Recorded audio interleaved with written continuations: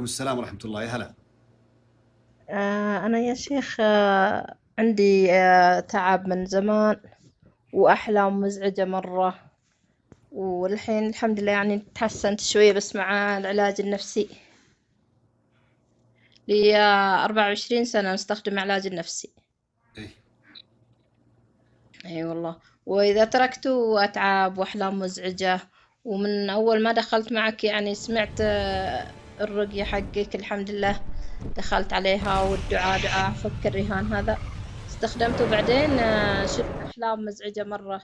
شفت هذا الثعبان هذا الكوبرا. إيه. شفتها عندي بين ملابسي الداخلية. وطلعتها وهي يعني كذا تعبانة وما تتحرك أبد. ضغطتها كذا من عند راسها، طلعت تطلع لسانها بس. وبعدين رجعت استخدمت الرقية. بعد 3 أيام رجعت شفت هذا تعبان قريب من السرير حقي، واقف راسه مدور مثل الكورة، وفي عين في نص الراس. عين كبيرة زي عين الديناصور كذا كبيرة. وبعدين لفيته كذا أبغى أقطع راسه، وقوي ما قدرت فيه زي البلاستيك. إيه. وقلت يعني حسيت قلت ممكن انه علشان ان هذا يهددني ان اللي فيني قوي ما اقدر اقطعه، يعني ما اقدر اقضي عليه. إيه. وبعدها رجعت استخدمت الرقية، استخدمت دائما. شفت طلع من عيني اليمين، كان عندي صداع في عيني اليمين لو ممكن 13 سنة. دايما ما يروح الصداع هذا الا بستخدم بخار، يعني موية مغلية تبخر عليها. طيب واضح. وينزل من على عيني حتى ينزل من على راسي من واضح تحت. واضح واضح. الحين في آلام في ظهري. ها. واضح موضوعك واضح. ايوه طيب.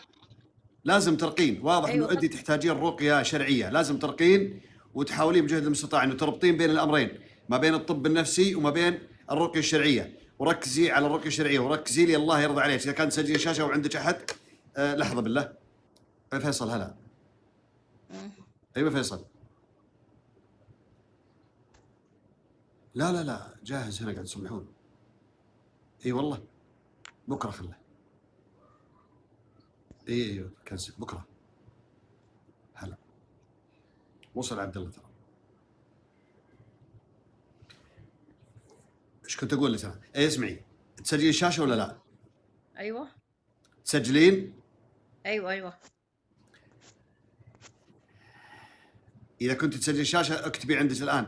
نبغى سوره الفاتحه، الايه 23 في سوره الفرقان، الايه 45 في سوره الكهف، 117 118 في سوره الاعراف، 44 في سوره هود، ثم الكافرون الاخلاص على زيت زيتون، وتحاولين تدهنين فيه. اذا كان ما عندك مشاكل بالباطنيه كعمليه او مع عمليه او اشياء او الكلى او الكبد لا سمح الله، ملعقه من زيت هلا زيتون قبل. تمام. انا مسوي عملية مرتين، عملية حق هذا حصوات المرارة. لا الحصوه ما عندنا مشكله فيها. وعملية ايوه عملية ثانية حق عملية قيصرية.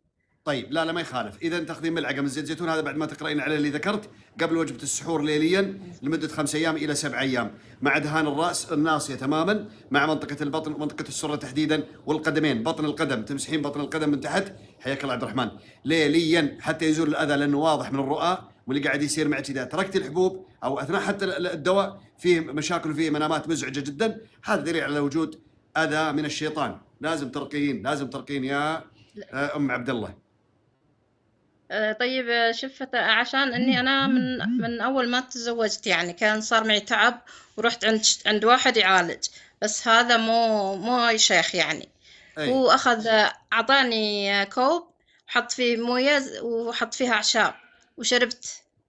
وبعدين اخذ كتاب ما ادري والله هو مصحف ولا وش الكتاب هذا، جلس يلفوا علي ممكن حول ما ادري 7 مرات او 5 مرات والله ما ادري، جلس يلفوا علي كذا. وش يلف وعطاني الكتاب؟ يلف الكتاب؟ ايوه ايوه يلف الكتاب علي لفات كذا كل مره يدور بو علي.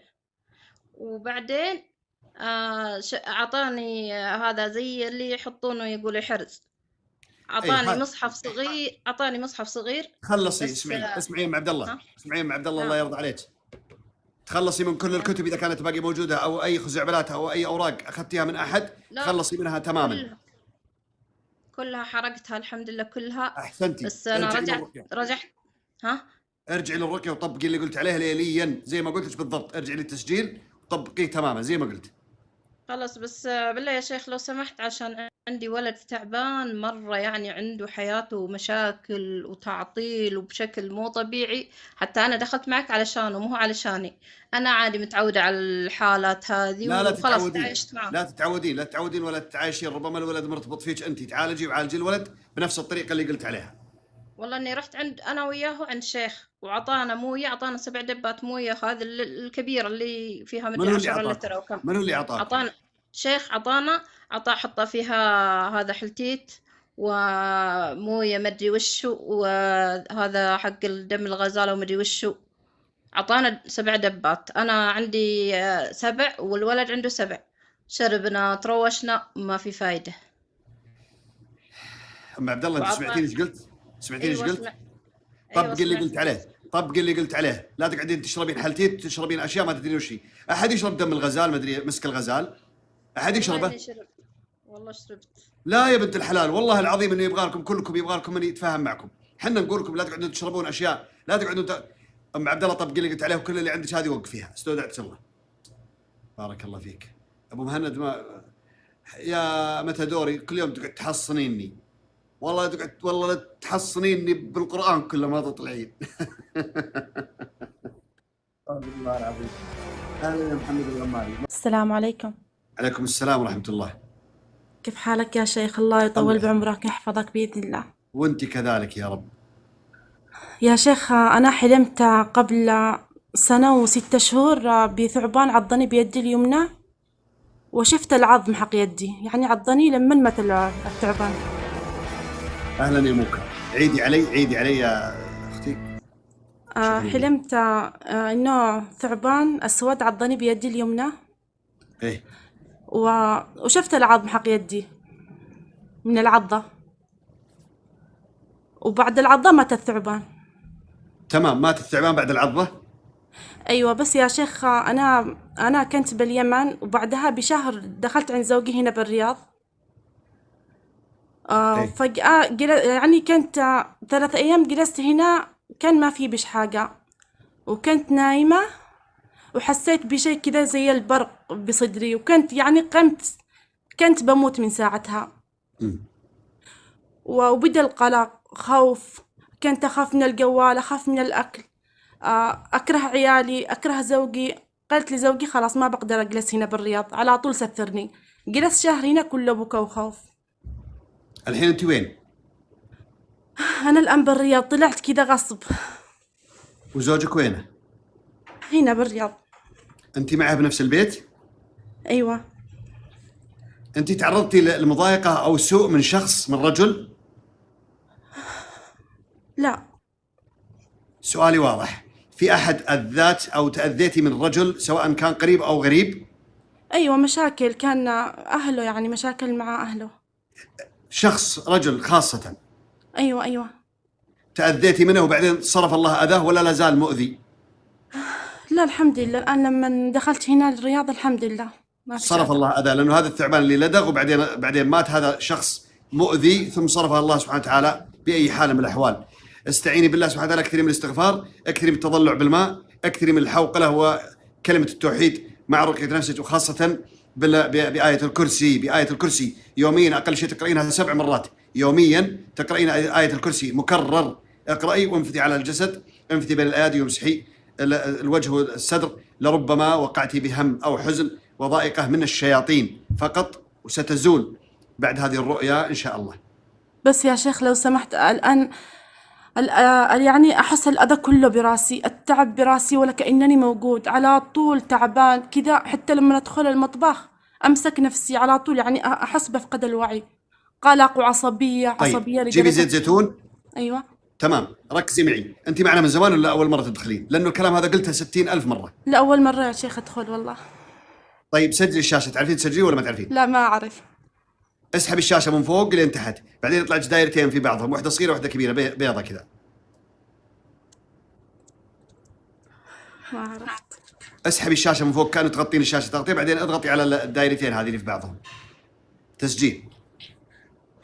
اجيب الجوال حق ابوك سريع. او جيبي الجوال حق ابو الولد، خليه ينقز سريع. الله يحفظك ان شاء الله يا شيخ ويطول بعمرك باذن وش الله. بتسوين السحور اليوم؟ قد سحرنا. قد سحرتوا بالعافيه. الله يعافيك ان شاء الله. طيب شوفي، في موضوع بقوله لين يجي الجوال عشان تسجلين. ابغى تعملين رياضه، اللي احنا تكلمنا عنها، انه اقرب منطقه لكم تكون منطقه رمليه او منطقه فيها خرسانه او زي كذا. سجل هنا فيديو. ايوه. ابغى تمشين يوميا تمارسين الرياضه اقل شيء 45 دقيقه، سواء حافيه الاقدام او بدون، ولكن اتمنى تكون حافيه الاقدام في اي منطقه، تكون منطقه بعيد عن البلاط وبعيد عن الفرش، بعيد عن البلاط وبعيد عن الفرش. تمشين 45 دقيقه في الاسبوع مره واحده حتى يروح الصداع والمشاكل اللي بالراس. سوي حجامه، لازم تسوي الحجامه بعد ما تتاكدين من صوره الدم كامله انه ما عندك مشكله فيها. الشيء الثاني، جيبي زيت زيتون، اقرأي عليه سورة الفاتحة 7 مرات، اقرأي آية الكرسي 7 مرات، اقرأي قل يا أيها الكافرون، الفلق والإخلاص والناس، كل واحدة منهم 7، انفذي على الزيت. بعدين إن استطعتي تشربين منها قبل السحور لمدة 5 أيام، قبل الوجبة بنص ساعة كان بها. ما استطعتي يكفي دهان منطقة الجبين كاملة حتى أسفل الرقبة، تنزلين تحت الحنك على الصدر. واضح؟ ان شاء الله يا شيخ. بس الان يا شيخ حتى سمنت اكل من غير شعور، والله ما اعرف كيف اكل. لا تقعدين تاكلين يا بنت الحلال وتدقين في النعمه وتقولين والله بدون شعور. ما في احد ياكل بدون شعور، كلكم تسمون بالرحمن. اسمعي يا جوري، تقعدين تاكلين ويرتفع الوزن، بعدين تقولين والله بدون شعور. ليش ما تركتي الاكل بدون شعور؟ طيب انا ما كنت كذا، بس من كثر التعب ما ادري ايش اللي حصل لي. لا من كثر التفكير قمتي تاكلين وانت بدون شعور، فلا تفكرين كثير. وبعدين اطبخي شوي، يعني اذا انتم مثلا 3 اشخاص حطي حق 3 اشخاص، تحطين حق 16. ان شاء الله تاكلي حق 13 وعيالك ياكلوا حق 3 تبي. طيب ادعي لي يا شيخ الله يطول بعمرك. ادعي لك وش هو؟ ادعي لك انه تنحفين ولا ادعي لك انه تصيرين بخير؟ لا ادعي لي انني اصير بخير، علشان لو صرت بخير بنحف. يلا ان شاء الله تصيرين بخير وبعدين تنحفين، او تنحفين وتصيرين بخير في نفس الوقت يا رب. ان شاء الله. لي 2 سنين وانا اقول يوميا بموت كذا، كل يوم وانا اقول بموت. لا اطمني، تراكم انتم العنصر النسائي ما تموتون بالسهل، ما شاء الله لا قوه الا بالله. جانا الزعيم يا مرحبا، هلا ابو عابد. ما تموتون بالسهل، احنا اللي قاعدين نموت وانتم اللي قاعدين تورثونا. انتم الارامل الحين، احنا ولا واحد رمل، انتم كل شيء ترملونا، رملتونا واخذتوا فلوسنا واشتريتوا سيارات. هلا والله يا زعيم، واشتريتوا سيارات واشتريتوا حتى عطورات لشعركم بفلوسنا. لا والله يا شيخ ما في سيارة ولا شيء، نشتي عافية. يلا الله يرزقك العافيه، قل لي امين يا رب. امين. الله يحفظك، استودعك الله. استودعك الله. اهلا وسهلا. اهلا يا